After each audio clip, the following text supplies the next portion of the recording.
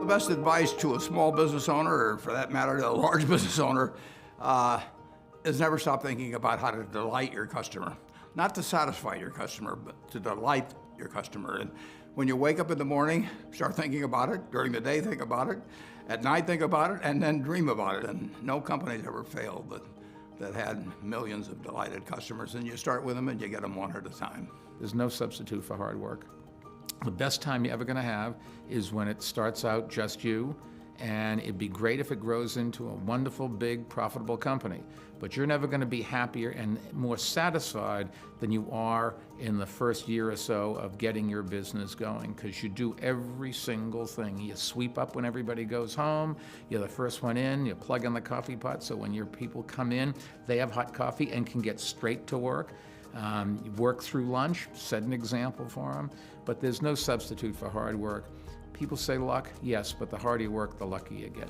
My advice to a small business owner or any entrepreneur would be not to be discouraged if the business you end up with is not the one you started out to pursue, because so often you encounter difficulties, you encounter failures, and the important piece is to learn from each of those very quickly and to pivot and to move on to the idea that works.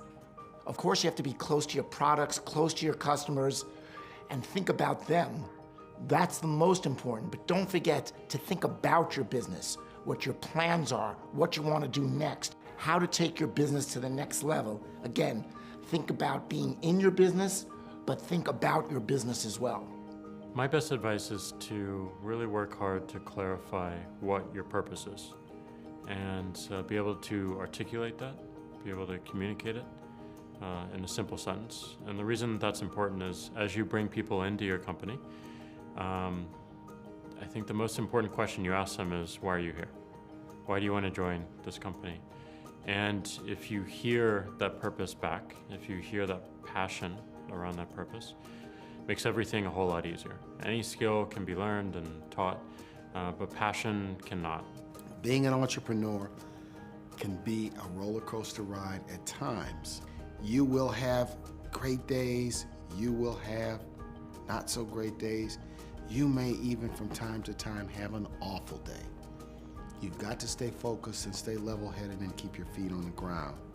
Companies that do well at some level, even though it may not be written down on a piece of paper, need to have kind of a clear strategy of why they're different, why they're adding value, why they're producing something special that customers need and that they're not getting now. So I think if there's a clear sense of strategy and you can get all the people aligned around that, then you get a lot more power than if you're just scrambling and working harder and harder and without that clear direction. So that's my one piece of advice.